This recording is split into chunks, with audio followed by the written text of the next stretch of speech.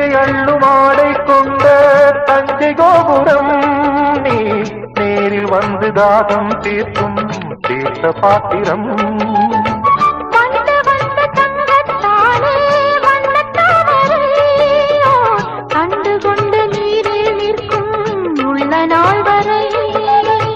அந்தி வெயில் பாயும் போது அன்பு வெள்ளம் பாயும் போது